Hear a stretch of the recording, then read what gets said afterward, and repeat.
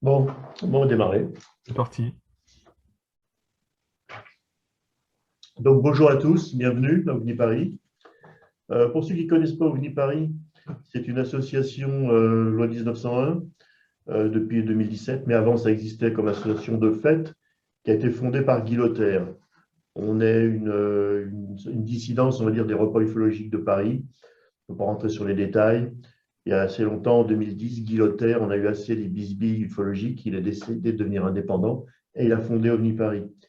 Et en 2017, comme il ne pouvait plus assurer, il avait des problèmes de santé, il m'a demandé si je voulais bien reprendre. Ben, je me suis lancé et je continue dans sa foulée, c'est-à-dire organiser tous les mois, en gros, sauf le mois d'août, en général une et quelquefois deux réunions où j'invite un ufologue, un écrivain ou quelqu'un qui a produit quelque chose, qui a des choses à dire sur le sujet, sur l'ufologie ou des domaines reliés.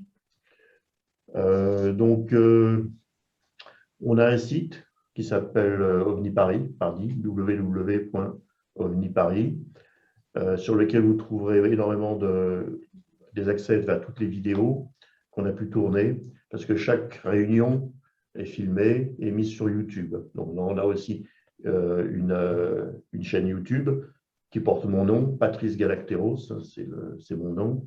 Vous trouverez, je donnerai l'information écrite à la fin. Donc, tous les mois, on organise des conférences, on fait des réunions. Alors, je traite soit des thèmes d'actualité, par exemple, un ufologue écrit un bouquin, quelque chose d'intéressant qui change, qui fait avancer l'ufologie, ou je traite des thèmes qui me tiennent à cœur. Par exemple, j'ai traité et je continue de traiter les enquêtes de terrain. Ça me paraît vraiment important que les ufologues renouent avec le terrain. C'était le cas dans les années 70, au tout début de l'ufologie. Et maintenant, il faudrait que ça reparte parce que c'est vraiment là la base. On ne peut pas se contenter tous de faire de l'Internet et puis de tourner en rond avec les anciens cas. J'ai fait comme ça, j'ai invité Didier Gomez et notamment notre ami Bruno Botta de l'association du Guy qui s'est signalé là et qui fait des enquêtes de terrain, qui s'est lancé avec quelques partenaires. Il y a le MUFON France qui est venu ici, est venu Paris, ça fait une conférence. Je ne sais pas si elle est toujours connectée. Si elle est là, elle me fait un signe avec son doigt. Merci, merci beaucoup. Je sais que ce n'est pas facile pour toi. Je te remercie vraiment beaucoup d'être là. Thierry Gaulin de Montpellier, Didier Gomez, aussi dans le sud-ouest. Voilà. Et puis d'autres personnes bientôt.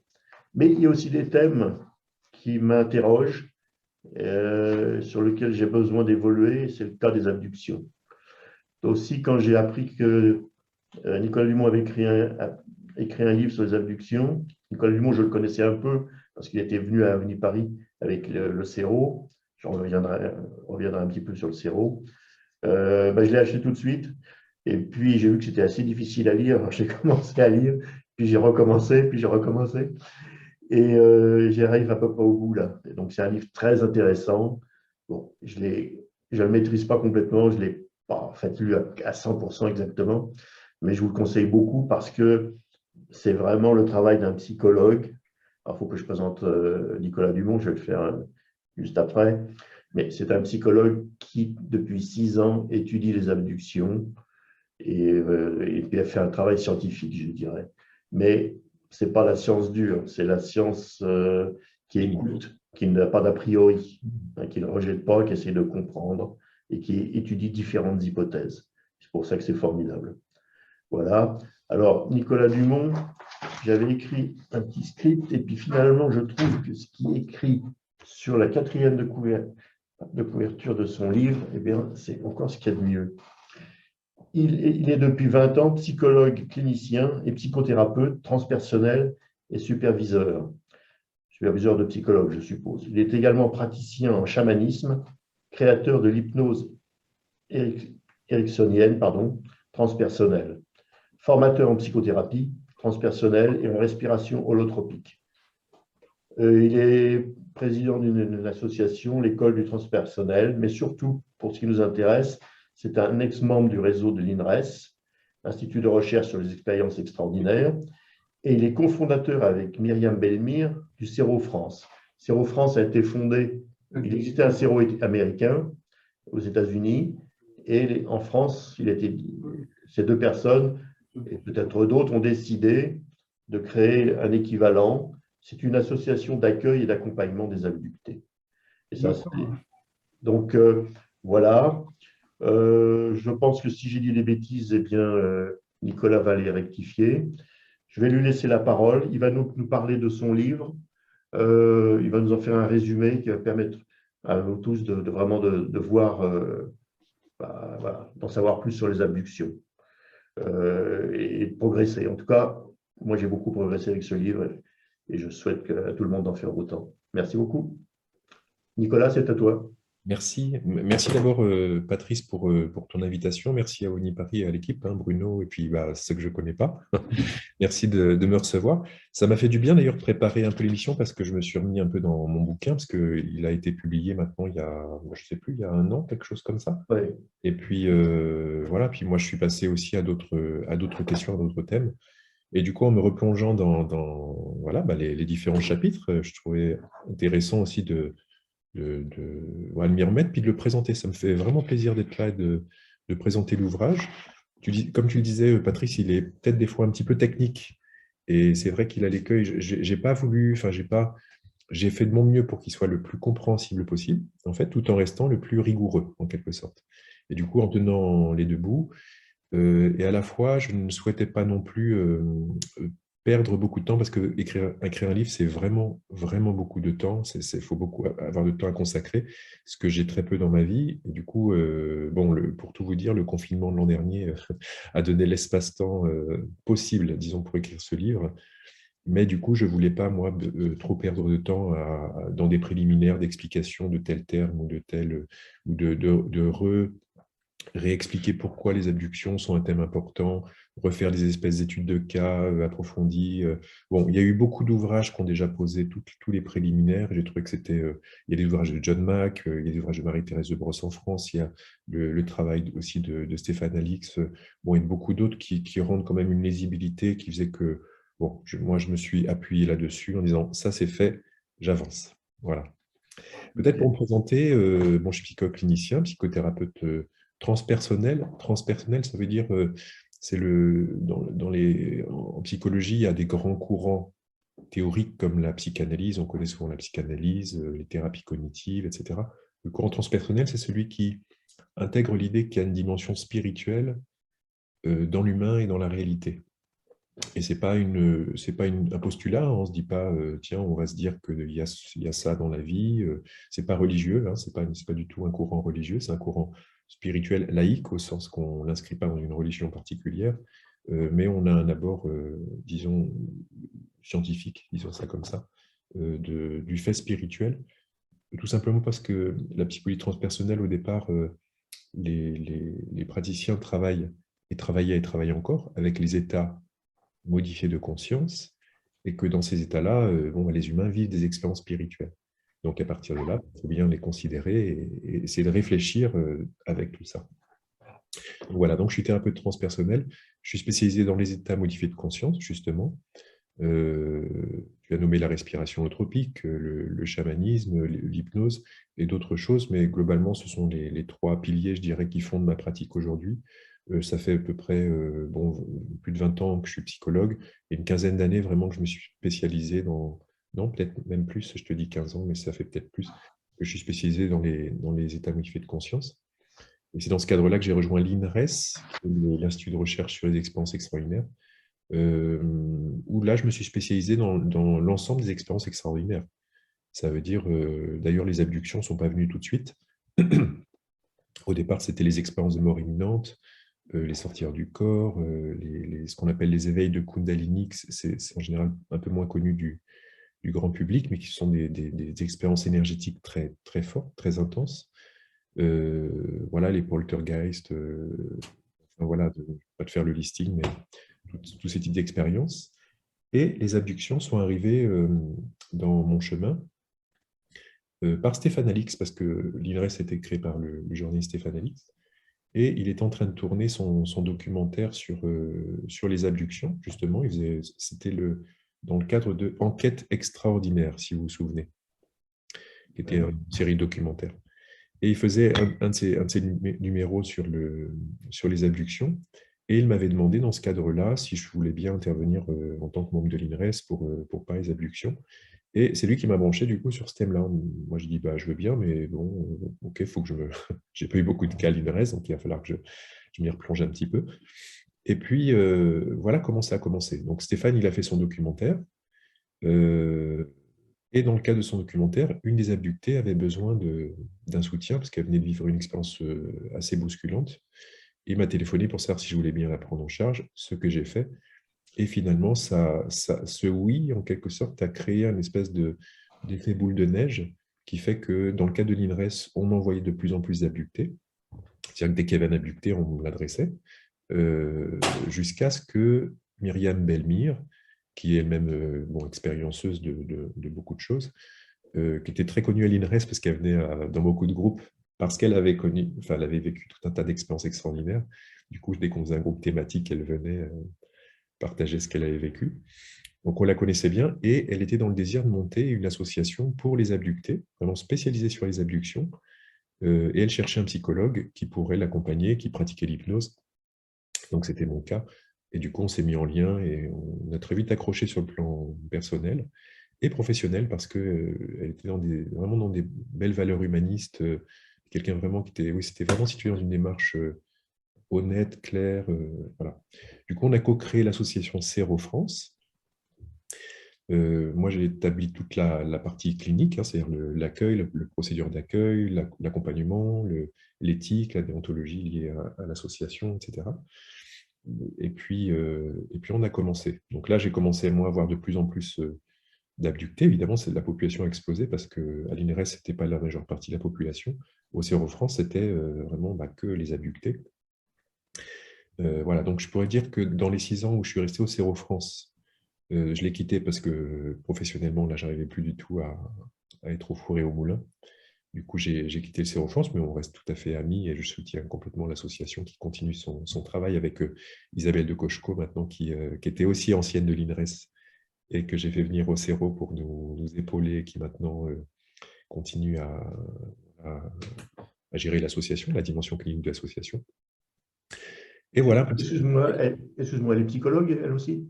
Ah oui, bien sûr, oui, oui, Ah, Isabelle est d'accord. psychologue, hypnothérapeute aussi. Parfait. On a travaillé quelques années ensemble et puis petit à petit, bah voilà, on s'est cédé la main, puis je suis parti, elle continue, puis on est encore très en lien. Voilà, donc je dirais que c'est à peu près 6 ans où je me suis plus, pas focalisé, parce que j'ai toujours continué mon activité clinique, où je reçois des patients tout venant, mes activités thérapeutiques, où je produis des états motivés de conscience, même des états très puissants, et du coup, dans ce cadre-là, bon, voilà, il y a tout un tas d'expérienceurs. Moi-même, je vis une trajectoire où je vis beaucoup d'expériences. Donc, tout ça fait que, je dirais, j'ai focalisé ma réflexion sur les abductions pendant 6 ans, en voyant à peu près une centaine d'expérienceurs. Enfin, au total, c'est vraiment une évaluation à la louche comme ça. Il y en a peut-être plus, je ne sais pas. Euh, En France et au Mexique principalement, parce que je vis entre les deux pays. Alors, quand je suis au Mexique, je ne suis pas en recherche d'abductés, mais disons, j'en rencontre comme ça. Voilà. Et puis, dans le cadre du CERO, il y a eu aussi des personnes abductées qui venaient d'autres pays, un petit peu du Maghreb. On a eu enfin, plusieurs, mais moi, disons, j'ai pu m'entretenir avec 3 ou 4 personnes du Maghreb, une personne d'Australie, Québec, et puis voilà, enfin principalement, disons. Pérou aussi. Bon, voilà ce que je peux dire. Et c'est à partir de cette population-là que j'ai commencé à essayer de construire une pensée, et c'est ce que j'ai transmis dans cet ouvrage. Donc, ce que je vous propose, c'est de présenter l'ouvrage, ouais, les différents chapitres qui font une base, puis après on échange, si ça vous va comme ça. C'est parfait. Donc peut-être le premier point que je voulais poser, c'est que c'est situer la démarche de cet ouvrage, on s'est rendre compte, mais ma première démarche, c'est que je ne cherche pas à prouver que l'abduction soit ceci ou soit cela. Mon objectif n'est pas de prouver que les abductions sont réelles, qu'il s'agit bien d'extraterrestres ou qu'il s'agit bien de ceci ou de cela. Ce n'est pas ma démarche. Comme j'ai dit tout à l'heure, je pense que ne serait-ce qu'un clinicien comme John Mack, qui était psychiatre à l'université de Harvard, a fait un travail extraordinaire. C'était une personnalité d'ailleurs extraordinaire. Enfin, j'ai beaucoup je dirais pas d'admiration, mais de reconnaissance en tout cas pour son travail et son professionnalisme, parce que c'était courageux, et non seulement courageux, mais il a fait un beau travail de clinicien sur les abductions. Et je dois dire que quand j'ai lu notamment Passeport pour le cosmos, qui est son dernier ouvrage, ça faisait quelques années déjà que je recevais des abductés, et j'ai été vraiment scotché parce que les conclusions, je peux dire ça entre guillemets, hein, les conclusions qu'il avait sur les abductions rencontraient complètement les miennes. Ce qui veut dire que parce que lui était psychiatre, moi psychologue, clinicien, qui reçoivent des abductés, en plus d'une population américaine, une population globalement française, tombaient sur à peu près les mêmes constats, les mêmes questions, pas les mêmes impasses, mais en tout cas on soulignait les mêmes impasses, en tout cas de la science actuelle, ça c'est clair. Voilà, donc pour le bouquin, je ne reviens pas sur cette base-là. Pour moi, Mac, il a posé les bases. Et la deuxième chose, c'est que je pose comme prémisse à toute ma réflexion que donc, c'est un phénomène réel, point 1, c'est-à-dire que les abductés ne sont pas des délirants, ne sont pas des hystériques, ne sont pas ceci, ne sont pas cela, voilà. C'est-à-dire que ce dont ils nous parlent est bien d'une réalité qu'ils ont rencontrée. Ce qui ne veut pas dire que le contenu de ce qu'ils nous racontent est le fin mot de ce qui leur arrive. Mais il leur arrive quelque chose, ils nous en parlent, ils nous en parlent, et voilà, ça mérite réflexion, ça mérite une écoute. Donc ça, c'est la première chose. Et la deuxième point sur lequel je ne reviens pas, c'est que c'est lié au dossier ufologique, enfin c'est lié à la question ufologique. Ça veut dire que ce n'est pas des rencontres de défunts, ce n'est pas des rencontres du petit peuple, les fées, les lutins, ou je ne sais quoi. C'est lié à une réalité d'origine ufologique, c'est relié à la thématique OVNI, et après on peut discuter sur ce qu'on veut, sur est-ce qu'ils sont interdimensionnels, est-ce qu'ils sont extraterrestres, ou je ne sais quoi, ou intraterrestres. Je ne rentre pas dans ces questions-là. C'est pour ça que moi j'ai utilisé le mot alien, mais dans son sens anglais, en premier. Étranger, donc. L'étranger, voilà. Donc ça c'est le point de ma réflexion, et après je vais exposer tout le reste. Parce que quand même, au lieu de perdre son énergie à se demander si c'est vrai, pas vrai, etc., bon, bah, si on établit que c'est vrai, je veux dire, on a quand même des gens qui témoignent de ce que ça fait, ce contact-là, avec des êtres qui sont, bon, bon, bah, qu'est-ce que ça fait, ce contact-là? Quel est l'impact de ce contact, d'où le titre? Donc, le premier chapitre, cliniques d'abduction, le tout premier chapitre, enfin, après me présenter, pour situer, un peu comme un anthropologue, hein, le premier chapitre que j'ai fait, c'est pour me présenter, mais c'est pour situer ma pensée, pour qu'on voit un peu qui je suis, situe quand même d'où je parle, et à partir de là, c'est plus facile d'avoir une pensée critique sur ce que je vais dire par la suite. Donc, chapitre suivant, c'est l'abord clinique, c'est-à-dire quels sont les points récurrents, qu'est-ce qu'on observe chez les abductés, c'est-à-dire une approche clinique de l'abduction. C'est, bon, bah, quand vous allez voir votre médecin parce que vous avez la grippe, bon, bah, il a une approche clinique, il regarde les signes, hein, les signes, les symptômes qui se présentent. Donc voilà, j'établis tous les signes qui font qu'on peut s'appuyer sur ces signes pour dire, OK, on est dans un cas d'abduction et pas d'autre chose. Et ensuite, il y a toute une partie sur le diagnostic différentiel. Diagnostic différentiel, ça veut dire, bon, bah, comme le médecin va dire c'est une grippe et ce n'est pas une angine, parce qu'il y a tel symptôme et il n'y a pas tel symptôme. Bon, bah, de la même manière, qu'est-ce qui permet de parler d'une abduction et qui fait de dire que ce n'est pas un phénomène pathologique, c'est-à-dire qu'on ne confond pas avec de l'hystérie, on ne confond pas avec une paralysie du sommeil, On ne confond pas avec bon, voilà, tous les troubles habituels où on dit oui, mais tu es sûr qu'elle n'est pas ceci, ou que la personne n'est pas cela, ou tu es sûr que ce n'est pas ça qui lui arrive. Et là, justement, on écrème et je donne les arguments. Enfin, en clinique, on ne parle pas d'arguments, mais de symptômes pour bien différencier. Mais là, je parle d'arguments parce que je ne m'adresse pas à des cliniciens, qui permet de savoir, OK, là, argument compte, ce n'est pas une paralysie du sommeil parce que ceci, parce que cela, ou ça peut l'être parce que ceci, parce que cela. Voilà. Et de l'autre côté, je fais aussi le diagnostic différentiel avec les problématiques d'ordre spirituel. Par exemple, comment ne pas confondre une abduction avec une emprise spirituelle, comme on appelle classiquement les possessions ou des poltergeists, ou des choses comme ça, parce qu'il y a vraiment une clinique très particulière de l'abduction. Ça veut dire qu'il y a des signes qu'on retrouve que dans l'abduction. Donc, c'est important de les situer. Et ça permet, ce premier chapitre, surtout pour les professionnels, ou même pour le public qui se poserait des questions, mais je l'ai plutôt, moi, pensé pour des professionnels, que ce soit des ufologues, que ce soit des psys qui reçoivent des abductés, pour qu'ils aient un appui pour, voilà, pour pouvoir se situer et avoir plus de sécurité dans l'accueil des abductés.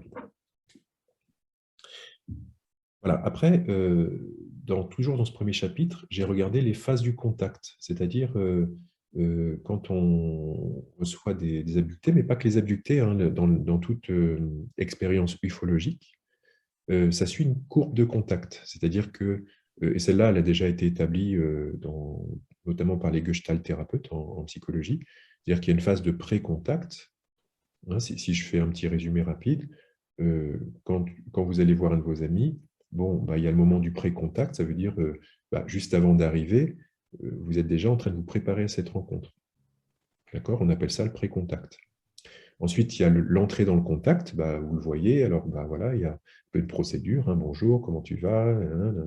Bon, selon les cultures, c'est différent, hein, cette entrée dans le contact, il y a des cultures où on passe vraiment toute la famille en revue, avant d'entrer vraiment dans l'autre phase qu'on appelle le plein contact.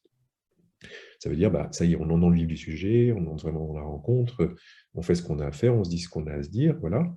Et puis ensuite, on arrive au post-contact, ça veut dire, enfin, au retrait du contact, je me retire du contact, et au post-contact, je digère cette relation, ce moment de relation. Quand on regarde pour un contact de type ufologique, c'est très intéressant parce que la phase de pré-contact, elle peut arriver de plein de manières, mais elle peut arriver par exemple par des rêves, elle peut arriver par des synchronicités, c'est-à-dire qu'il y a des phénomènes annonciateurs en quelque sorte de cette rencontre. Par exemple, il y a une des abductées que je connais bien parce que je l'ai suivie longtemps, qui s'appelle Sonia, qui un jour, elle va chez son beau-frère, qui n'habite pas très loin de chez elle, il avait sa maison à quelques pâtés. Et le matin, enfin, elle y allait dans l'après-midi, quelque chose comme ça. Et le matin, elle me dit, je me sentais joyeuse comme un enfant qui allait recevoir un cadeau à Noël, mais je ne savais pas à quoi le relier du tout. Elle ne le reliait pas à son beau-frère, bien sûr. Et voilà. Et dans l'après-midi, elle passe le voir, donc voilà, elle va à sa maison. Et puis en repartant, elle marche dans la rue pour rentrer chez elle. Et tout à coup, elle sait qu'ils sont là. Elle sent leur présence. Donc, ovni très fort. Elle regarde au-dessus d'elle, et là, il y a un ovni qui est gigantesque. Je ne sais plus quelle forme il avait, mais je crois que c'était une forme de triangle. Et qui est au-dessus d'elle, silencieux. Et là, elle ressent une explosion d'excitation. Et elle court, du coup, elle court rapidement chez elle pour appeler je crois qu'il y avait son fils et son mari dans la maison. Donc, elle rentre chez elle en disant « Regardez, il est là, il est là, il est là ». Donc, allez à la fenêtre, à la fenêtre. Donc, il court à la fenêtre, et au moment où son fils et son mari sont à la fenêtre, il voit l'OVNI qui survole le jardin et qui se met enfin, qui change de position et part très rapidement comme ça. Ça veut dire qu'elle aura le témoignage de son fils et de son mari qui auront vu l'OVNI. Donc là, c'est pour pointer que le pré-contact chez Sonia, c'est un sentiment d'un cadeau qui va se produire et qui va précéder son observation. Donc là, le pré-contact, il peut arriver de plein de manières. Et pour les abductés, souvent, il y a une activation ou l'activation de phénomènes qui arrivent avant, que ce soit l'abduction ou la perception d'un ovni, enfin, avant le phénomène ufologique, il y a quelque chose qui se prépare, il y a un pré-contact qui est déjà là, qui va monter crescendo, jusqu'au moment du plein contact. Et le plein contact, comme l'a montré Eric Zurker, il est toujours, enfin, toujours, disons, il est globalement ostentatoire. Ça veut dire qu'évidemment, il appelle l'attention d'une manière presque provocante, qu'on ne peut pas ne pas le percevoir. Donc là, ça va être, je vais me réveiller, ils sont là dans ma chambre. Ça va être comme pour Sonia, l'OVNI est devant moi. Ça va être bon, une présentation qui est indiscutable. Après, il y a la phase du retrait. Évidemment, c'est toujours à leur... j'ai trouvé un cas où vraiment c'était l'abducté qui a créé la fin du contact, mais généralement, c'est le contact. C'était un jeune breton qui, au moment où l'abduction commence, c'est-à-dire qu'il est il est dans sa chambre, et il était à son ordinateur sur Internet, et au moment où il dit, bon, ben voilà, j'arrête, je vais me coucher, voilà. Il va se coucher, et je vois le commentaire pas étonnant pour un breton. Et bah justement, tu vas voir la suite. Il va se coucher et il sent, à peine il est allongé, qu'il sent très fortement l'envie de s'endormir, mais très rapide et très fort, très fort.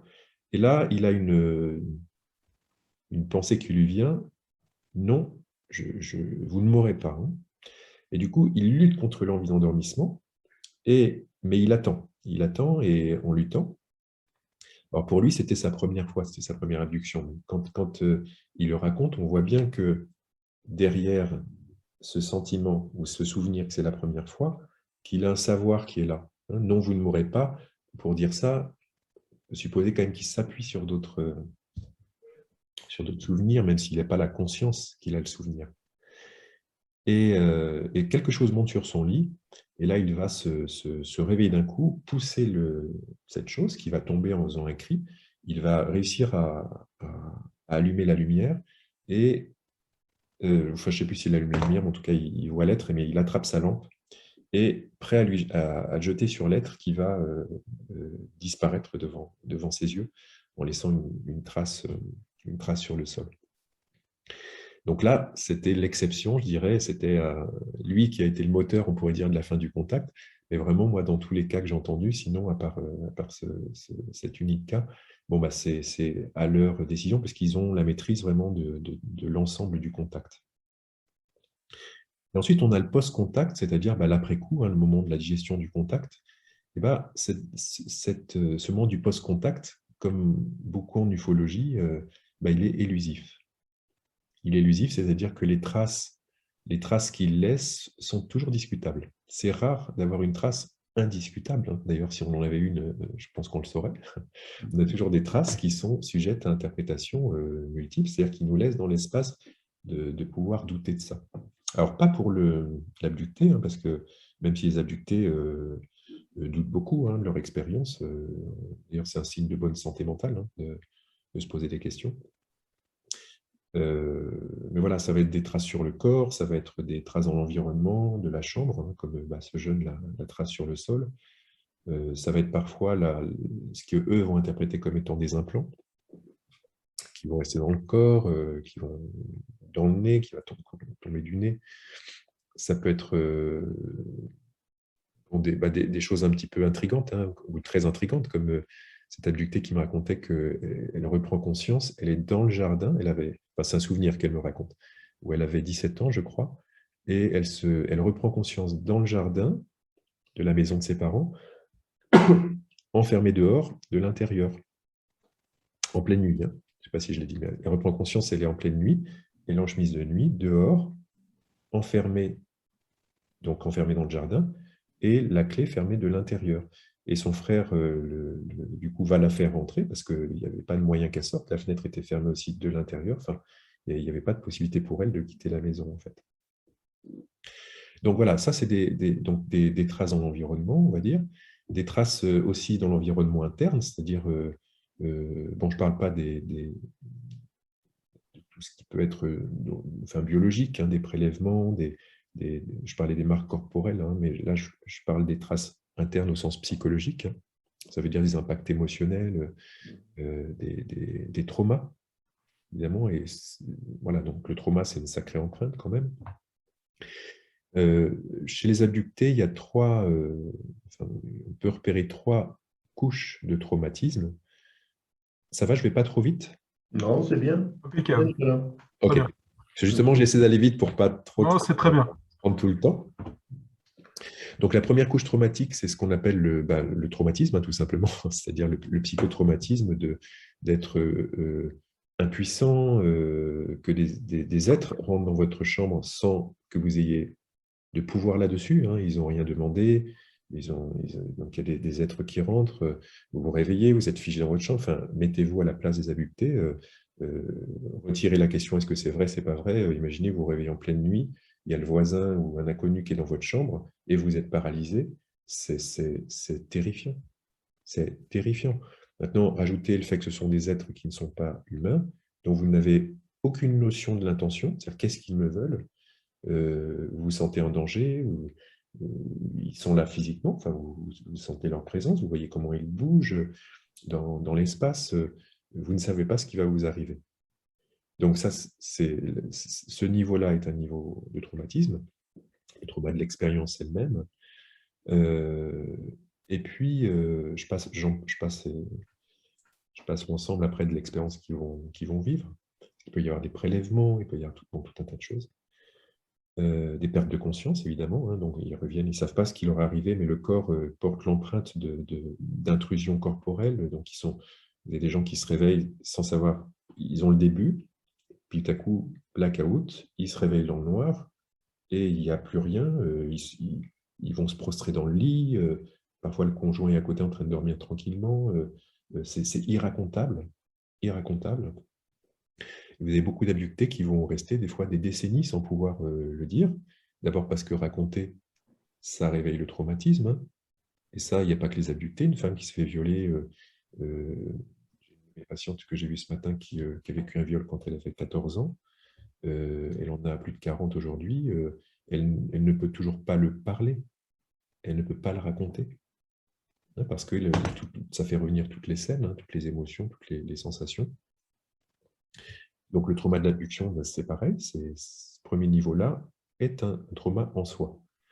Après, il y a une deuxième couche de trauma que John Mack appelait le choc ontologique. Il appelait ça le choc ontologique. Ça peut aller jusqu'au trauma ontologique, qui est le fait que la nature même de l'expérience est choquante. C'est-à-dire qu'au-delà de ce qui m'arrive, c'est-à-dire les événements qui se produisent, le fait d'être face à une espèce intelligente, et peut-être et même sans doute même plus intelligente, plus quelque chose en tout cas que moi, on n'a pas trop l'expérience d'avoir des prédateurs hein, dans nos vies. Quand on a un prédateur, bon, en général, il est humain. Il est rarement animal. Ça arrive, je veux dire, si vous restez en France, par exemple, on n'a pas tellement de prédateurs dans la nature. Donc vous êtes face à quelqu'un dont vous n'avez aucune idée de l'intention, que votre cerveau reptilien reconnaît comme un prédateur et dont vous n'avez aucune référence sur son espèce, sur quoi que ce soit, et avec un niveau d'étrangeté qui déborde complètement ce que votre culture vous a préparé à rencontrer. Donc ça, c'est le trauma ontologique. On peut, pour se donner une représentation de ça, penser aux abus sexuels chez l'enfant. Un enfant, pour lui, la sexualité, c'est complètement autre. C'est la sexualité infantile, Freud en a parlé, mais la sexualité de l'enfant, ça n'a rien à voir avec la sexualité de l'adulte. Et quand la sexualité de l'adulte rencontre l'enfant, ça crée vraiment un trauma ontologique aussi, un traumatisme ontologique, parce que va rencontrer une forme d'énergie en lui qui n'est pas du tout de son niveau de développement, que son niveau de développement n'est pas du tout conçu pour pouvoir rencontrer. Donc ce niveau-là est effractant et traumatisant en soi. Là, pareil pour les abductés. Et le dernier niveau de trauma ou de choc, c'est le choc paradigmatique, c'est-à-dire ça, c'est lié à votre conception du monde. C'est-à-dire qu'on a tous une carte de comment le monde est fichu, comment il doit fonctionner, ce que je m'attends à y trouver, et ce qui est impossible d'y trouver. Alors, ce niveau-là dépend de votre conception du monde. Il y a des gens, ils ne se sont pas posé la question, mais ça ne va pas leur poser beaucoup de soucis, cette idée-là, que des aliens existent. Et puis pour d'autres, ça va être vraiment un séisme, vraiment un séisme, hein, dans leur conception du monde. Tout se renverse, tout s'effondre parce qu'ils avaient vraiment une conception matérialiste du monde. Voilà, ils étaient acquis à cette vision commune de l'Occident. L'humain est tout seul dans un univers. Voilà, peut-être ça existe la vie, mais très loin, sous forme de. Voilà. Et puis tout à coup, ils sont confrontés à une expérience qui fait voler en éclats toute cette vision du monde. Et ça, c'est pareil, hein, pour accepter ça, mais vous ne pouvez pas ne pas l'accepter parce que ça a eu lieu. Alors après, ils peuvent demander, hein, dites-moi que c'est un trouble psychiatrique, hein, parce que comme ça, je conserve ma vision du monde au moins. Et là, tout vole en éclats. Donc voilà pour les niveaux de trauma en quelques traits. Et puis, je parlais des conséquences de la rencontre. Il y a des conséquences psychiques, des conséquences physiques, des impacts physiques, mais il y a aussi des impacts énergétiques. Alors, il y a des personnes qui vivent des expériences énergétiques après coup autour de l'abduction. Alors, très souvent, les ufologues, en général, sont communs à entendre dans les récits d'abduction, ou même d'OVNI, d'observation d'OVNI, les ampoules qui explosent, les montres qui ne marchent plus, je ne peux plus mettre une montre, ça s'arrête, etc. Donc ça, on peut le relier, bon, on pourrait le relier, hein, c'est une hypothèse, mais en tout cas un impact énergétique. Et puis, dernier niveau, c'est un impact spirituel, puisque pour beaucoup d'abductés, vraiment c'est la majorité écrasante, j'ai mis les statistiques dans le livre, mais je ne les ai plus à l'esprit, vous avez un éveil psychospirituel qui suit les abductions. Ça veut dire, qu'est-ce que ça veut dire concrètement? D'abord, un éveil des capacités extrasensorielles, hein, de clairvoyance, ou clairaudience, ou clair ce que vous voulez, clairperception, disons, précognition, hein, ça veut dire des prémonitions sur ce qui va se passer dans l'avenir. Voilà, puis il peut y avoir des expériences de sortir du corps qui arrivent, il peut y avoir des perceptions subtiles, des rêves lucides, bon, tout un tas de gammes d'expériences qui montrent un éveil spirituel chez la personne. Donc, l'impact après une abduction, vous pouvez dire ce que vous voulez, au sens, c'est mythomane, c'est ce que vous voulez, c'est psychotique, oui, d'accord, mais il n'y a pas d'expérience pathologique qui ont un impact psychospirituel comme chez les abductés, disons. Et au niveau au niveau des poltergeists, par exemple, on considère souvent que c'est des troubles, s'il y a des troubles de la puberté, donc il n'y aurait pas quelque chose, un impact négatif qui produirait des développements paranormaux. Alors, c'est très intéressant, ça, cette idée-là. Souvent, je dis souvent, hein, parce qu'il faut faire attention des théories qui expliqueraient le monde entier, qui feraient tenir Paris en bouteille. Mais en tout cas, c'est vrai qu'un grand nombre de cas des poltergeists sont explicables. En tout cas, on peut les mettre en lien avec une sorte de psychosomatique dans l'environnement. Tu me suis? Oui, oui. C'est-à-dire que tu as une émotion forte et tu vas la traduire dans le corps par, je ne sais pas, une inflammation, voilà, ça te gratte ou une poussée d'eczéma ou je ne sais quoi. Voilà, souvent, les poltergeists, ce sont des tensions émotionnelles, soit en toi, hein, interne, soit dans une relation, un couple, une famille, qui va se somatiser en quelque sorte dans l'environnement. Voilà. Maintenant, ça ne veut pas dire que c'est soit une somatisation, du coup, ça exclut l'idée que ce sont des esprits qui peuvent se manifester. Ça peut être une intrication des deux, hein. C'est pas forcément l'autre, ça peut manifester, hein, manifester les deux. Mais voilà, oui, et là, ce serait applicable à des processus énergétiques. C'est-à-dire que d'une certaine manière, ils pourraient avoir des somatisations, là, ils ont des somatisations dans l'environnement. Ce qui veut dire qu'il y a un impact qui ouvre en quelque sorte le réseau, hein, on pourrait dire, à l'environnement. Ok. Bon, on peut aussi le lire avec d'autres prismes, hein, comme l'arrivée de phénomènes non locaux, c'est-à-dire de délocalisation, c'est-à-dire qu'il y a des choses qui se délocalisent Et ça, c'est un trait qu'on va retrouver plein de fois, je trouve, chez les abductés, cette notion de la non-localité, mais j'y reviendrai un peu plus tard.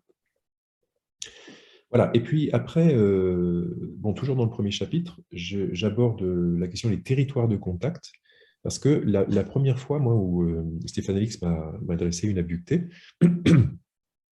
donc j'avais lu John Mack, son premier bouquin, et je m'attendais, moi, à des abductions très tôle et boulon, quoi, hein, en chair et en os. C'est-à-dire vraiment, voilà, les itis qui débarquent dans la chambre, qui te prennent, qui t'emmènent, et puis un récit de soucoupe volante, et puis on m'a fait ci, on m'a fait ça, puis on m'a ramené dans le lit, puis voilà. Et puis, c'était pas du tout ça. C'est-à-dire que le premier contact, la première expérience, donc c'est une femme qui vivait bon, tout un tas d'expériences, le territoire, enfin, la première chose m'a posé question, c'est mais dans quel territoire de contact elle est? Parce que je comprends bien qu'elle n'est pas délirante, que ce n'est pas un rêve, que ce n'est pas une expérience hallucinatoire, c'est pas ceci, c'est pas cela. Mais je n'arrivais pas bien à comprendre si ça se passait sur le plan matériel ou si ça se passait sur un plan éthérique ou sur un plan psychique, parce qu'il y avait des déformations dans le récit qui étaient intrigantes, quoi. Et ben voilà, je dirais que le premier contact, le premier récit, pardon, le territoire sur lequel se passait l'abduction m'apparaissait hybride. Hybride, ça veut dire mélangeant du physique à du psychique. J'ai appris par la suite que les ufologues étaient très habitués à ça. Aimé Michel parlait du festival de l'absurdité pour parler d'un espèce d'onirisme, de traces réelles et d'onirisme dans beaucoup des observations ovni. Et moi, je l'ai souvent repéré aussi avec les abductions. Pareil, cette espèce de mélange entre l'onirisme et puis de la réalité concrète qui laisse des traces, voilà, avec des ovnis qui peuvent être vus par des proches, mais le récit, il est embrouillé en quelque sorte, hein, voilà. Donc, dans les territoires de contact, moi, j'ai pu entendre des récits qui me semblaient, bah oui, je ne voyais pas pourquoi appeler l'hypothèse d'un territoire psychique ou astral ou ce que vous voulez, alors que là, le récit semblait se passer vraiment sur le plan physique. Après, il y avait des rencontres qui m'apparaissaient être sur le plan psychique, par exemple dans les rêves. Mais ça, quand vous connaissez les expériences extraordinaires, par exemple, il y a beaucoup de rencontres de défunts dans les rêves. Vous avez aussi des expériences par exemple, Romain Leterrier parle d'une expérience d'ayahuasca au Pérou, où il s'est retrouvé dans une expérience qu'il pensait être une expérience à lui. Il était dans un vortex, voilà, il est en train de voler dans un vortex, donc pour lui, il était dans une expérience interne avec l'ayahuasca. Et tout à coup, il tourne son regard, et dans le même vortex où il était, il y avait un des participants de la cérémonie où il était, qui était de l'autre côté de la pièce, et qui se retrouvait à voler à côté de lui et qui le double et qui passe. Et le lendemain, quand il débriefe, son collègue de cérémonie lui dit « Ah, je t'ai doublé hier dans le vortex. » D'accord? Qu'est-ce que ça implique, ça? Ça implique que dans notre société occidentale, on est habitué à dire il y a le monde extérieur qui est objectif et le monde intérieur qui est subjectif. C'est le monde de mon intimité, c'est le monde de ma subjectivité. Donc le monde du rêve, c'est un monde subjectif. Voilà. Or, on a des témoignages, celui de Romuald, celui des contacts avec les défunts, dans lequel ce monde subjectif peut être visité par un tiers objectif. Vous me suivez? Hein? Et ça, c'est pas récent. Depuis là, je sais pas quand ça remonte, mais un historien qui aurait étudié la question ferait remonter ça au moins à la Grèce antique, mais même à l'Égypte antique, puisqu'il y avait les temples des rêves, où on venait avec ses problèmes, et puis dans les rêves, on devait avoir la visite d'esprits, alors c'était des divinités ou qui venaient vous donner des informations ou des traitements. Donc le fait que l'espace du rêve est un espace de rencontre, ça veut dire où du tiers extérieur peut rentrer, c'est vieux comme le monde, ça. Hein. Et ben dans les ovnis, c'est pareil. Vous avez des rêves qui sont... Et d'ailleurs, comme ceux qui ont eu l'expérience, peut-être il y en a ici, là, dans le groupe, hein, de personnes qui ont vécu des contacts avec des défunts dans les rêves, vous vous réveillez, vous allez dire, c'est pas un rêve comme d'habitude. Je sais remarquer que ce rêve-là, il n'est pas comme mes rêves habituels. Il a une autre texture, si vous voulez. Et ben, c'est pareil avec les rêves ufologiques. Quand il y a un rêve d'OVNI, vous pouvez rêver de l'OVNI, hein, c'est un thème comme les autres. Et ben voilà, vous rêvez de l'OVNI, puis voilà, puis vous vous réveillez, vous allez dire, ah ben, j'ai fait d'extraterrestres et d'OVNI. Voilà. Mais quand il y a un contact ufologique dans le territoire du rêve, la personne va vous dire, c'était pas un rêve comme d'habitude. C'était pas un rêve. Il m'a créé une sensation qui n'est pas comme dans les rêves. Voilà. Mais ils savent par contre qu'ils étaient en train de rêver. J'étais en train de rêver et j'ai vécu ça. Donc là, c'est les rencontres dans le monde, on dirait, endogène, notre territoire endogène. Donc là, c'est clair. Matériel d'un côté, endogène de l'autre. Après, vous avez des rencontres sur le plan éthérique ou astral, de personnes qui font des sorties hors du corps. Et là, c'est un exemple. Hein, et dans la sortie hors du corps, sont sur le plan éthérique. Et sur ce plan-là, vont rencontrer un ovni ou des aliens. Voilà. Vous avez là, dans cette catégorie-là, sans doute, possiblement, disons, les travaux de Rick Strassman avec la DMT molécule de l'esprit, où une partie des expérienceurs, prenant la DMT, qui est une molécule active, un psychédélique, vont vivre des rencontres aliens. Bon, est-ce que c'est le territoire endogène, ça veut dire à l'intérieur d'eux, comme je le mentionnais dans les rêves, ou est-ce que c'est un territoire astral, où ils se décorporent et ils sont sur un autre plan? Bon, je ne sais pas si c'est intéressant même de trancher, mais en tout cas, voilà. Donc, il y a des rencontres sur le plan éthérique. Et enfin, il y a ces territoires hybrides. Ce que j'appelle les territoires hybrides, c'est le festival d'absurdité d'Aimé Michel.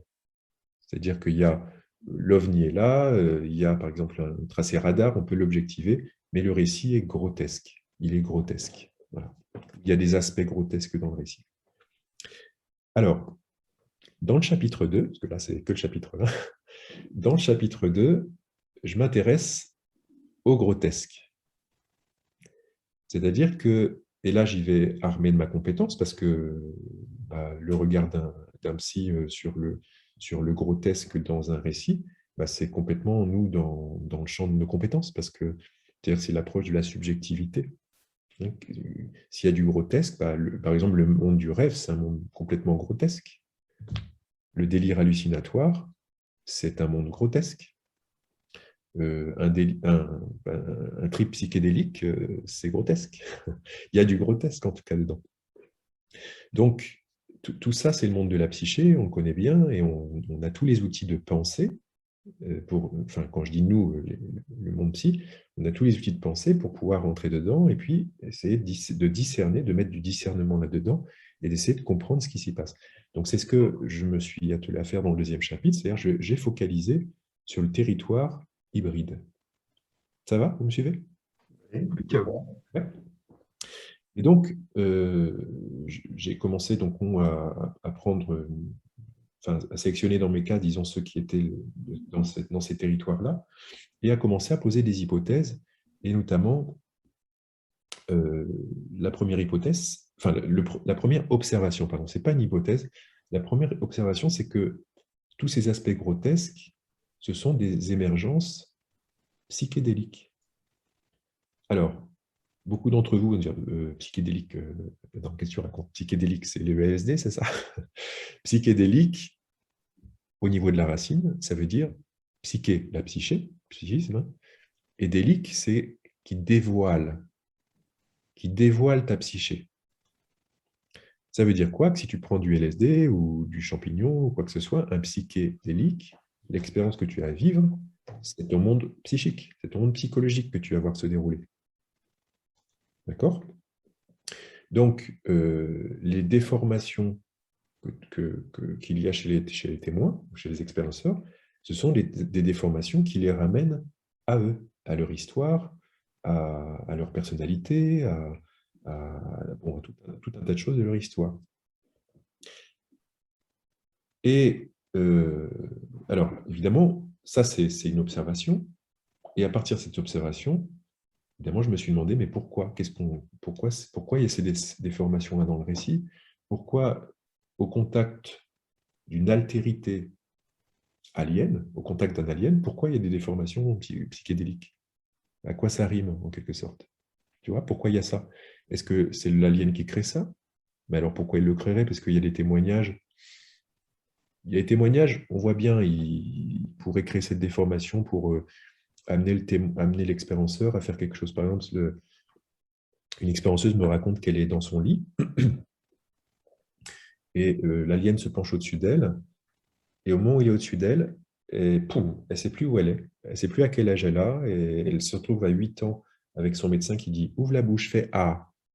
Et elle se retrouve, poum, avec sa sœur qui veut lui faire manger je ne sais plus quoi, avec sa mère qui, pareil, lui demande d'ouvrir la bouche. Enfin, voilà. Elle est perdue dans l'espace-temps, elle ne sait plus où c'est. Mais le seul message, c'est ouvre la bouche. Et du coup, elle ouvre la bouche parce qu'elle ne sait plus dans quelle scène elle est. D'accord? Et au moment où elle a la bouche ouverte, tout à coup, elle revient dans l'ici et maintenant de la scène dans son lit, et elle voit l'alien qui lui fait rentrer quelque chose dans la bouche.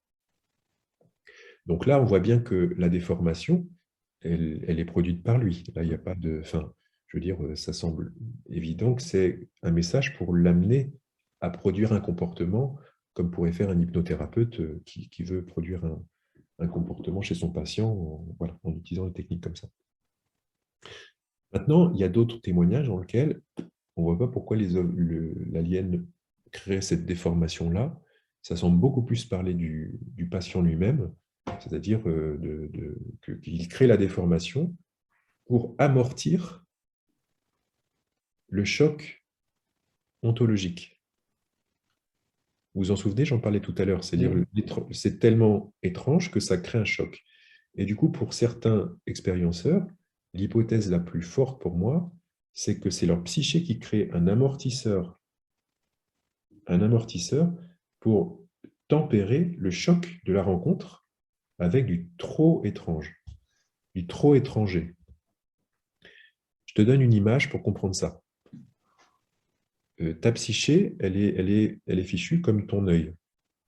C'est-à-dire que ton œil, si tu as passé ta journée dans la pénombre et que d'un seul coup tu sors en plein soleil, qu'est-ce qui va se passer? Éblouissement. Éblouissement, trop de lumière, tu as mal et tu fermes les yeux. D'accord? Tu te protèges en fermant tes paupières. D'accord? Puis petit à petit, bah, tu réouvres et puis ton iris il va se dilater. Enfin, tu vas peu à peu revenir vers. Il va se contracter, pardon. Bon, et ben, le psychisme, c'est pareil. Hein. Le psychisme, il peut saisir il peut pas saisir trop d'informations nouvelles. Tu as besoin de capter l'étrangeté et le digérer. Regarde, le meilleur exemple, c'est l'enfant. Un enfant, il est avec sa mère, par exemple, voilà, environnement connu, puis il y a des inconnus qui arrivent dans la maison. Qu'est-ce qu'il va faire? Ça dépend de l'enfant. Ça dépend de l'enfant. Qu'est-ce qu'il va faire souvent? Enfin en tout cas, un comportement possible, parce que tu as raison, il y a un seuil de tolérance à l'étrangeté, et on n'est pas tous le même avec ça. Et l'enfant, un enfant qui a un petit seuil de tolérance à l'étrangeté, il va faire comme fermer les paupières, il va se tourner vers sa mère, ou il va se cacher, il va fermer les paupières, il y a trop de lumière, il y a trop d'étrangeté qui rentre dans son psychisme, et il va le digérer, petit à petit, il va venir vers toi, il va progressivement, en quelque sorte, digérer ton étrangeté et faire de toi du familier, faire de toi du plus en plus familier. Bon, le psychisme, globalement, il fonctionne comme ça. Tu arrives dans un pays, ça fait beaucoup d'informations nouvelles. Selon ton seuil de tolérance, tu vas fonctionner avec ça. Mais dans l'abduction, tu n'as pas le choix.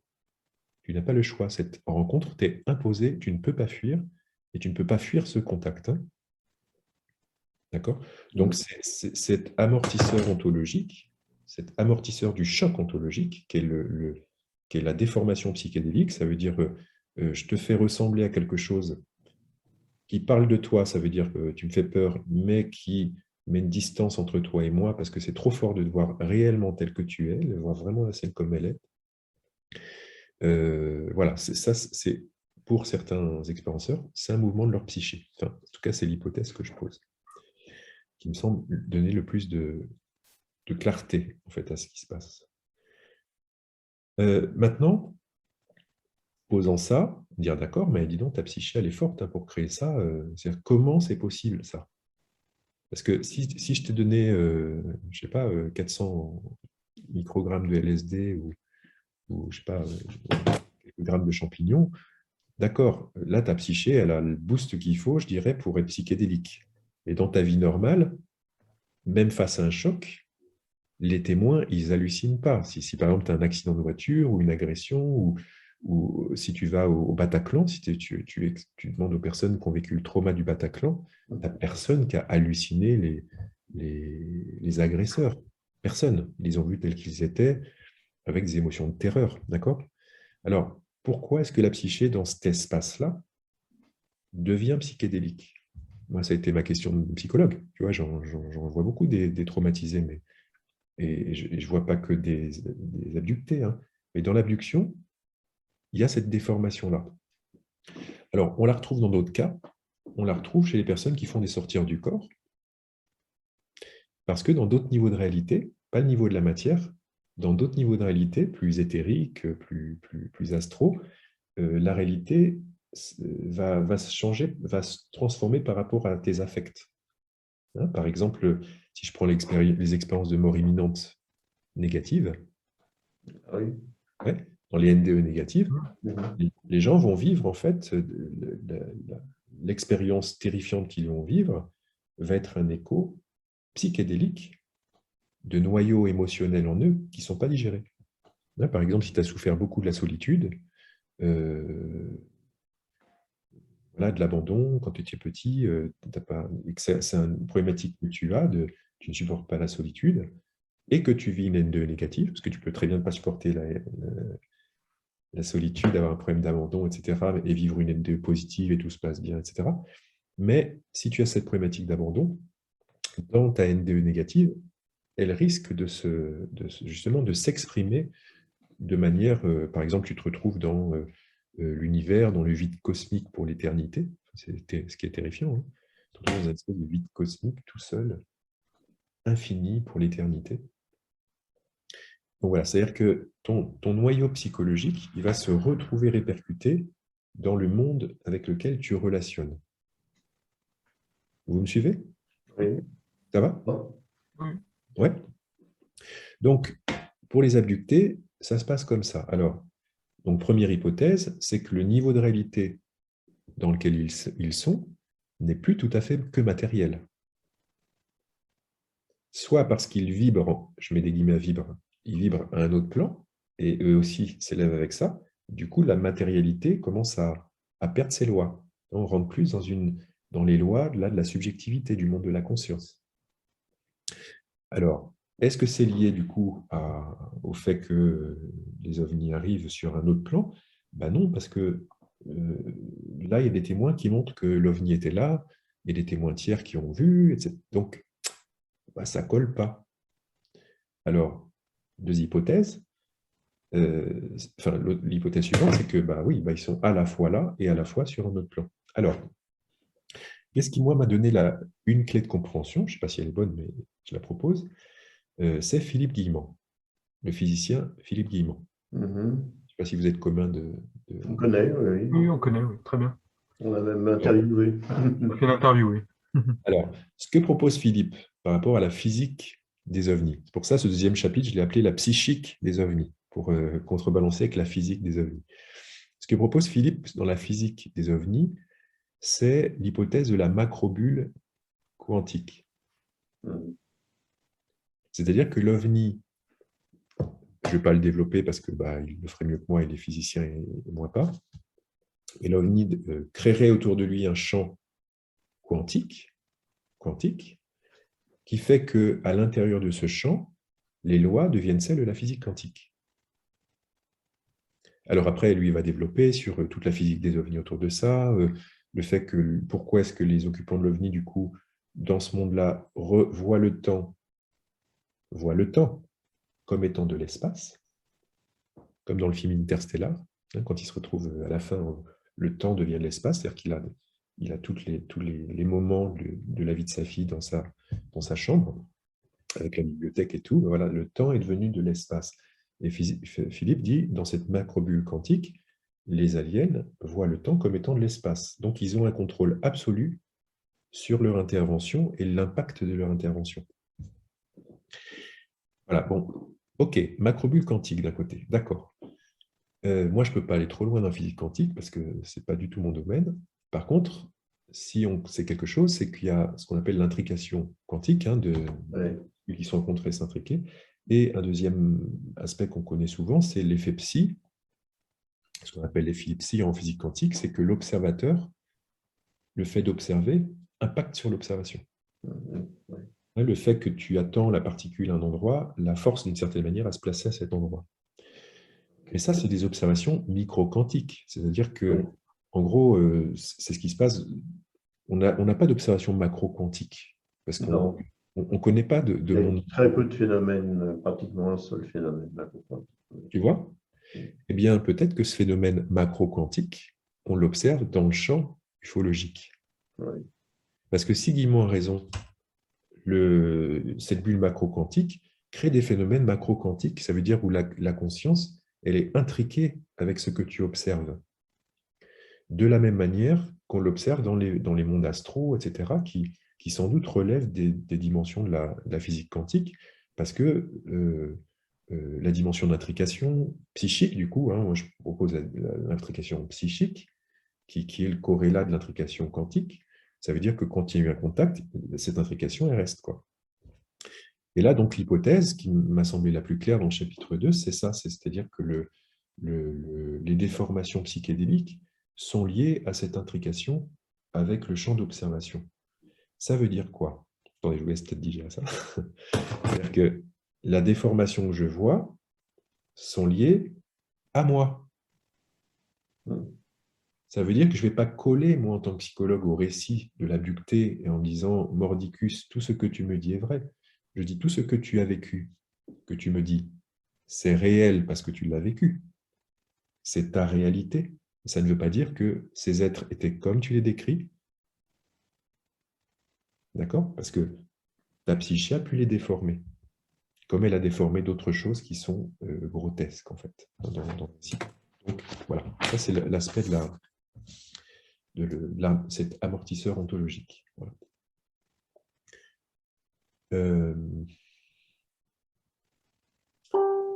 Bon, voilà, sur ce chapitre-là, je ne vais pas plus loin.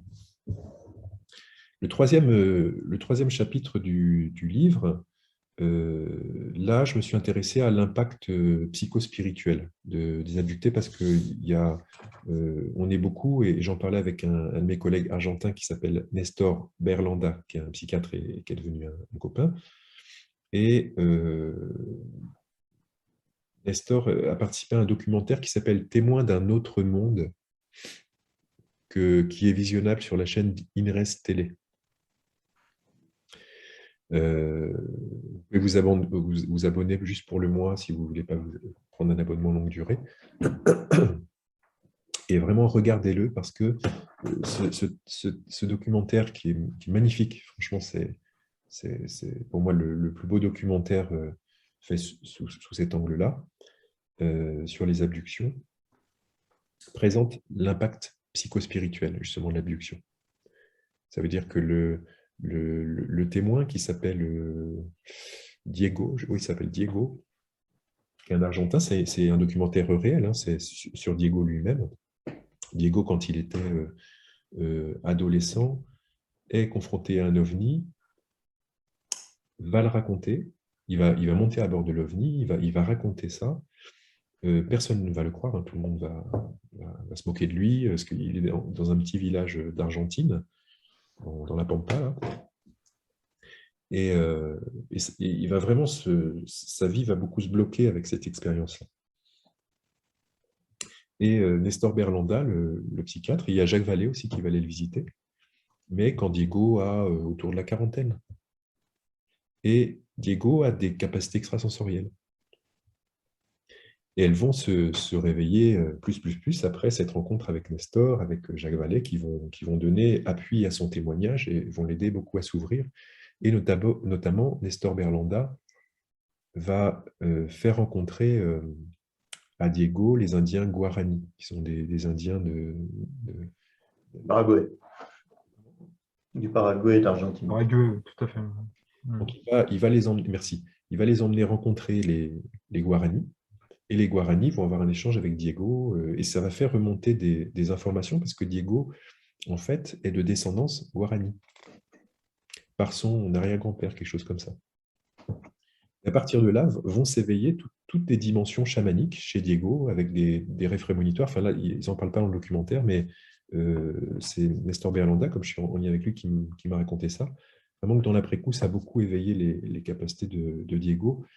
C'est-à-dire que l'impact psychospirituel, il n'était pas déployé chez lui. Il était fermé parce que son psychisme était resté coincé, parce que personne ne le croyait, parce que ceci, parce que cela, et qu'il n'était pas bien accompagné.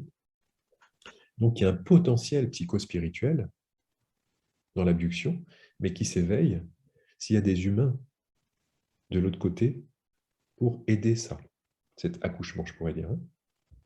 S'il n'y a personne, le témoin peut rester figé dans le trauma ou figé dans quelque chose, mais s'il est accompagné par des humains, il y a quelque chose qui peut se déployer. Alors, beaucoup d'abductés se débrouillent tout seuls et se débrouillent très bien tout seuls. Je ne dis pas que sans aide, on ne s'en sort pas. Mais quand on est coincé, en tout cas, verrouillé dans quelque chose, sans aide, on ne s'en sort pas. Et parfois, il peut y avoir des lectures ufologiques qui vont plus renfermer encore plus. Je pense par exemple à la lecture à la David Jacobs, qui peut aussi, pour certains abductés, vraiment les refermer davantage sur un vécu très paranoïde de ce qu'ils vivent. Et voilà, ils vont continuer dans le refus, la lutte, etc., de l'expérience. Je ne dis pas pour autant qu'il faut absolument avoir une vision positive, etc. Je dis que voilà, ça aide pas.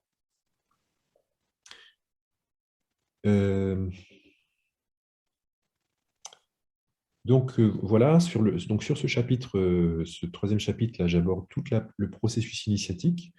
Là, j'ai repris tous mes cas, et j'essaie de cartographier ce processus initiatique en prenant trois coordonnées, qui sont l'impact sur l'identité, mon processus identitaire, c'est-à-dire le vécu de qui je suis. Pour Diego dans le film, le vécu de qui il est, je suis un pauvre nul du fin fond de l'Argentine, dont tout le monde se moque, et du coup, je n'ai pas de vie personnelle, je suis perdu et c'est tout, voilà, et j'ai vu un ovni, et moi je sais que je l'ai vu, mais je dois être fou.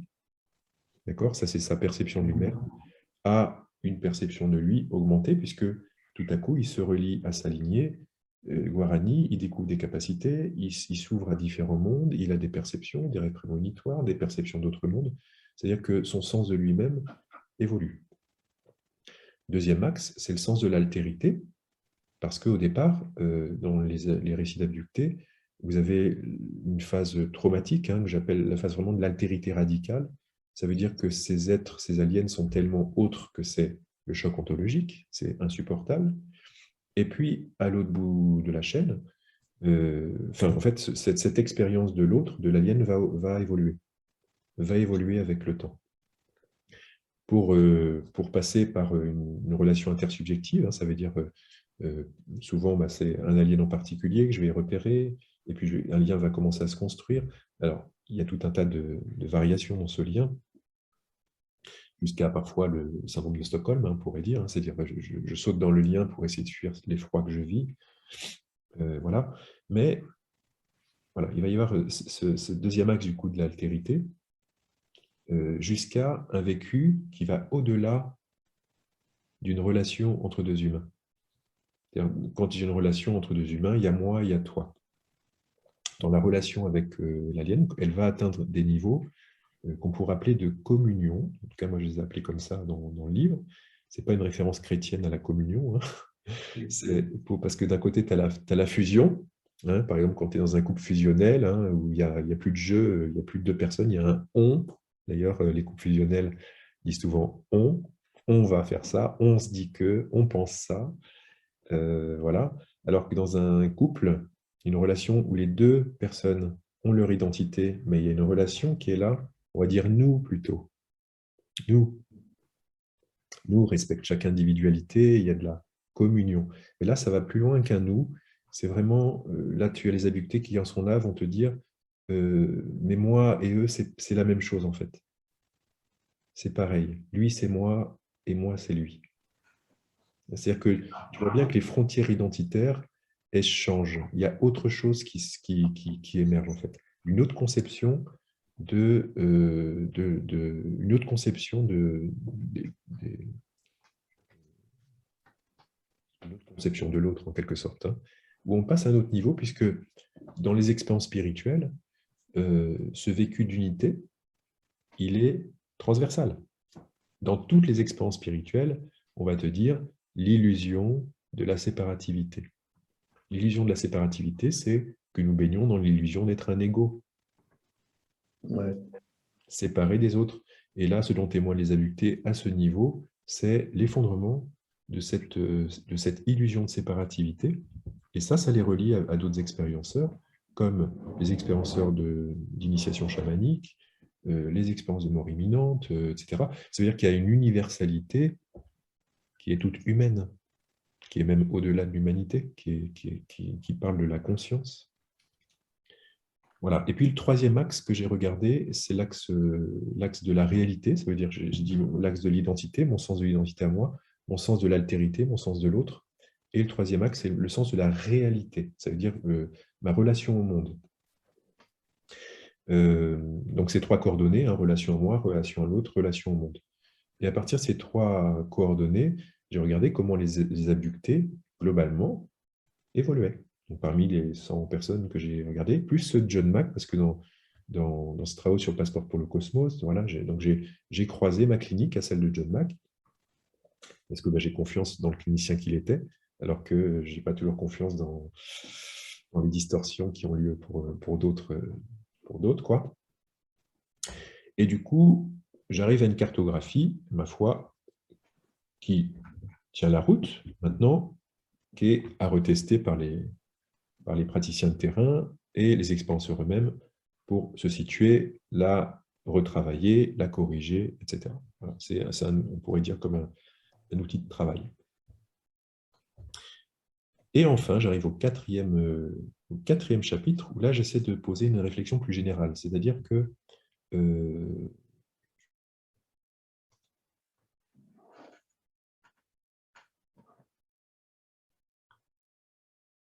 Ah,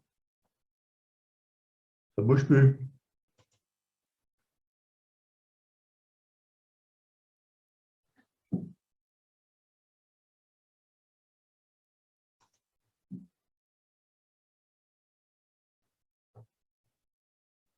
le monde ne se base pas sur les faits, peut-être que la réalité ne se construit pas à partir des faits.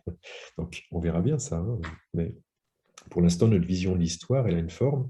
Et si on regarde cette vision de l'histoire, voilà, où est-ce que nous en sommes en tant qu'humanité? Je mets dans le bouquin, si je pose l'humanité en tant que psychologue, ça veut dire que je la ramène à un individu et je la mets dans mon fauteuil. Alors, tu vas me dire, il n'y a pas une humanité, parce que les Guaranis, les Aborigènes, je sais pas, les Béninois, les Auvergnats, ce n'est pas tout à fait la même chose quand même. Mais globalement, si je prends le système, le collectif que nous formons en tant que système dont, je ne vais pas le redire, enfin, on est tous d'accord sur la toxicité de ce système. C'est un système qui tue son environnement, qui a une relation parasitaire avec la Terre, une relation de parasite avec la Terre. Il n'arrive pas à redresser la barre, enfin, ou peut-être qu'il y arrive, mais lentement.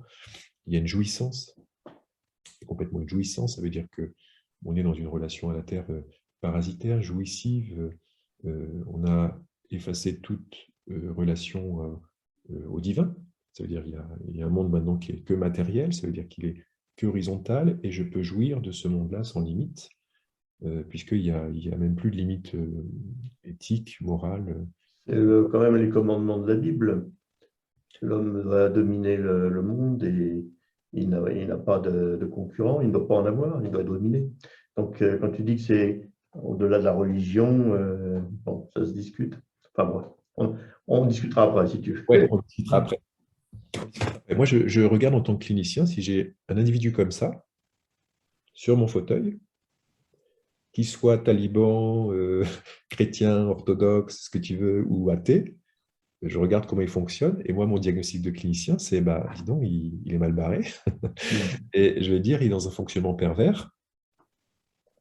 Et un fonctionnement pervers, c'est un fonctionnement d'ado, ça ressemble à un fonctionnement d'ado, parce que la toute-puissance, l'évacuation du père, de la loi, voilà, l'inceste en quelque sorte, hein, parce que, je veux dire, si je prends, on parle tous de la terre-mère, alors si je prends la terre comme une mère, je veux dire, il est en plein inceste. Bon, peu importe cette lecture, en tout cas, on est dans un moment, où on est dans une forme de relation avec notre écosystème et avec nous-mêmes en tant qu'humanité qui est de cet ordre-là. Bon. Alors maintenant, bon, est-ce que ça nous place quelque part dans une évolution? Eh ben, c'est la question que je me suis posée à mon niveau. Ça veut dire, pour essayer de comprendre quelque chose à une trajectoire de rencontre entre des aliens et nous en tant qu'humanité, il faut quand même que je place l'humanité dans une trajectoire. Alors, qu'est-ce qu'on peut placer comme échelle d'évolution pour une civilisation humaine? En sachant qu'on n'est pas encore à une civilisation planétaire, parce qu'il y a des civilisations, mais on n'est pas encore à l'échelle d'une civilisation planétaire, même si le Covid nous place pour la première fois face à un événement où il y a une diversité de réponses quand même, hein, mais on est, en tant que civilisation planétaire, pris à vivre quelque chose tous ensemble. Et ça, c'est nouveau quand même dans l'histoire. Et la réponse qui m'est venue, puisque je me suis dit, bon, quelle échelle de civilisation? J'ai regardé quelles échelles existaient. Bon, il y en a différentes, hein, mais on parle beaucoup de celle de Kardashev, qui est l'échelle sur l'énergie, hein, la domestication de l'énergie. Voilà. Bon, moi, je me suis demandé quelle échelle pourrait être universelle. Alors, ce qui m'est venu naturellement, c'est de quoi nous parle tout le monde. De quoi nous parle Darwin, Freud, une mère, une chatte qui lèche ses petits, de quoi nous parle un mourant juste avant de mourir, de quoi nous parlent les maîtres spirituels, de quoi nous parle Einstein même, enfin je veux dire des génies, ou même Stephen Hawking hein, vers la fin de sa vie. Et qu'est-ce qui nous occupe, nous tous, à part l'amour?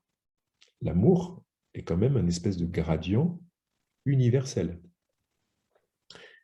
Mais quand on dit l'amour, on dit, bah, d'accord, l'amour, alors l'amour, c'est quoi en fait? Parce que l'amour, l'amour, tu veux dire quoi? L'amour des parents pour leur enfant, l'amour de Roméo pour Juliette, l'amour dont me serine le prêtre à l'église, c'est quoi? Bon, eh ben, il s'avère que notre langage est très pauvre, hein. On a le mot amour, mais que les Grecs anciens avaient une douzaine de mots hein, pour parler de l'amour. Hein.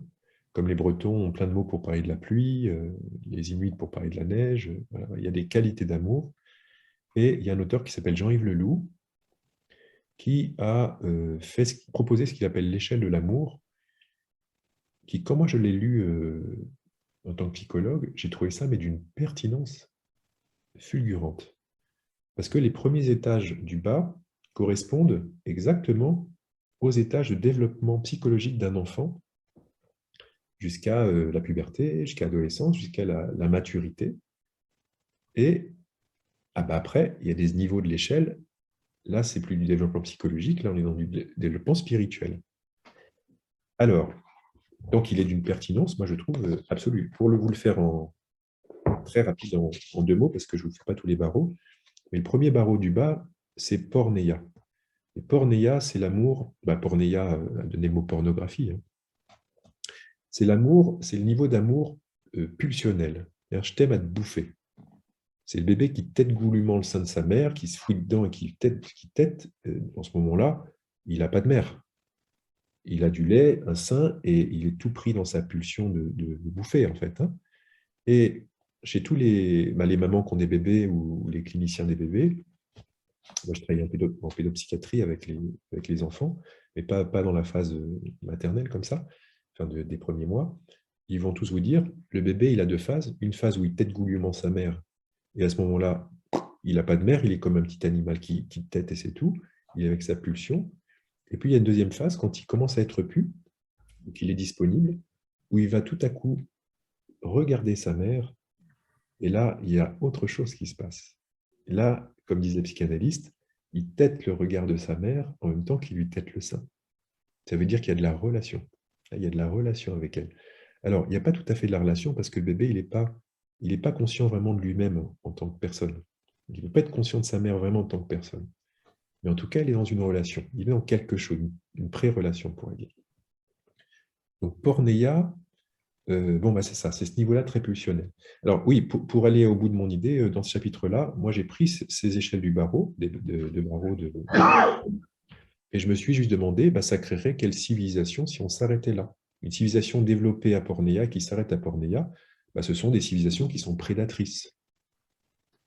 C'est des civilisations qui sont mues par leur pulsion, qui peuvent vraiment se développer. Ce serait un peu comme dans les films, par exemple, si on prend Star Wars, ce serait vraiment les civilisations avec Darth Vader ou les orques dans Le Seigneur des Anneaux. Ça veut dire qu'ils sont tous mus par leur pulsion. Ça ne veut pas dire qu'on ne peut pas construire de civilisation, mais c'est une civilisation qui est pulsionnelle, qui est barbare au sens où, en tout cas, on la pense. Je veux, je prends, c'est tout.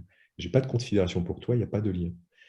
Et après, on va monter, et là, je vais aller vite pour ne pas prendre tout le temps, vers Eros.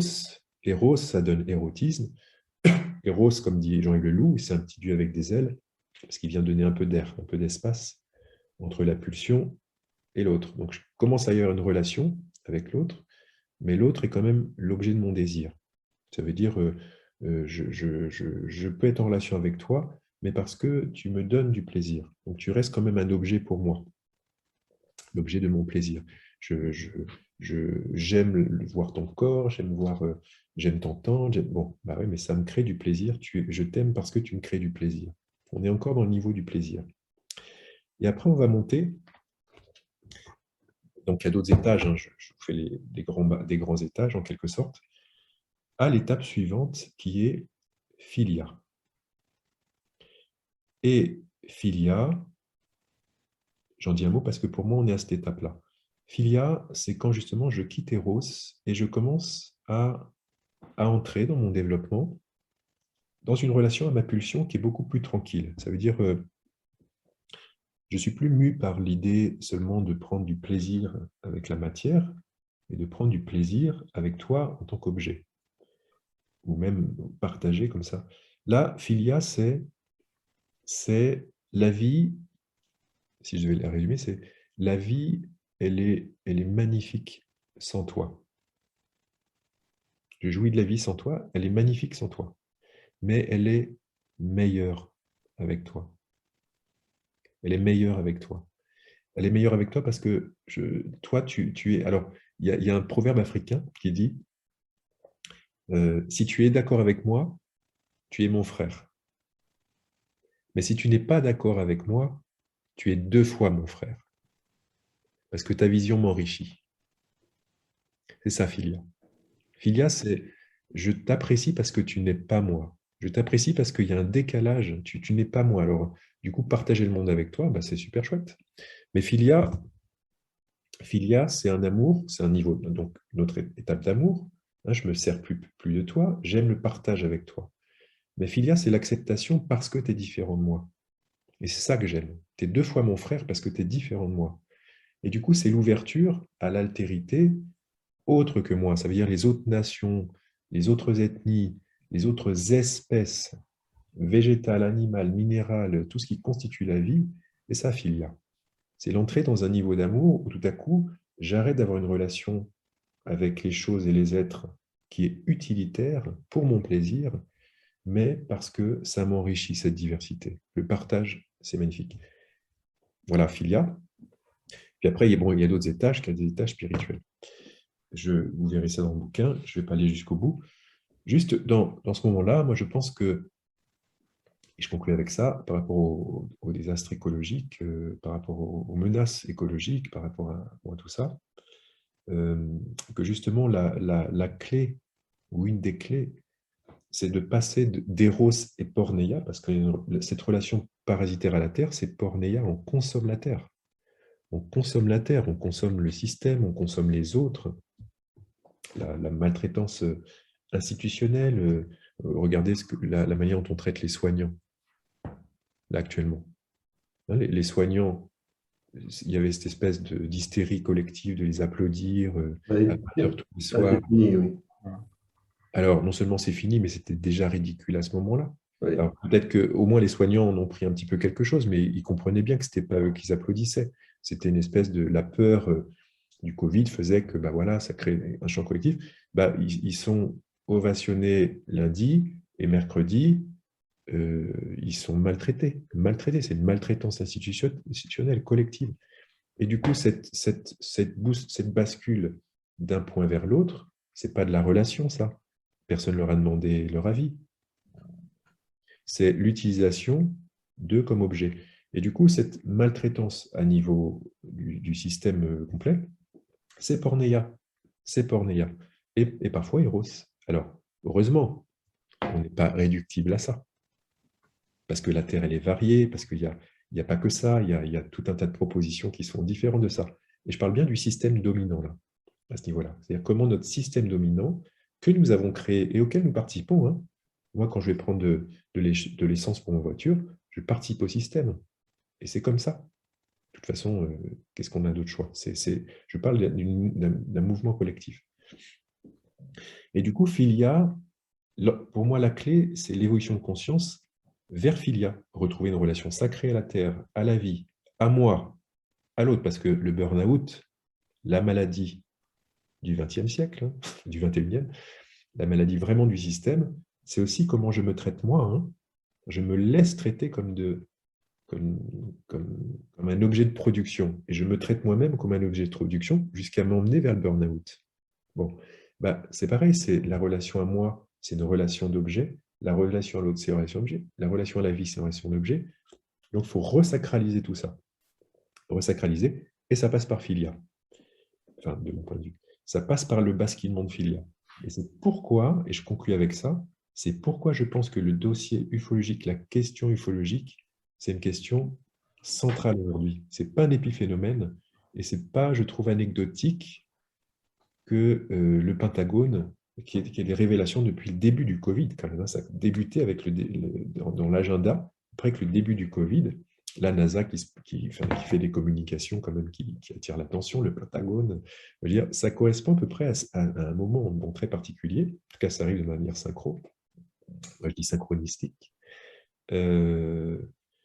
parce que je crois vraiment que l'entrée dans Philia, c'est de sortir d'une identification à l'humain en tant qu'avec sa terre-mère, là, qu'il tête goulûment, pour tout à coup se resituer dans une globalité cosmique. Ça veut dire tout à coup replacer la Terre dans un univers et se replacer soi en tant qu'espèce qui témoigne de sa vision de la vie auprès d'autres espèces et en relation avec d'autres espèces. Parce qu'ils se manifestent depuis longtemps. Eux, ils n'ont pas...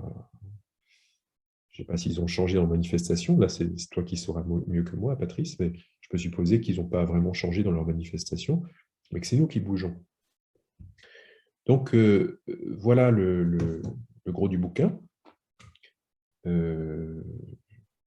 tout dit. Hein. Je pense que j'ai tout dit. Ah, merci beaucoup. Donc là, merci beaucoup pour cet exposé. On va commencer le débat. Là, je vais couper l'enregistrement et je vais relancer juste derrière.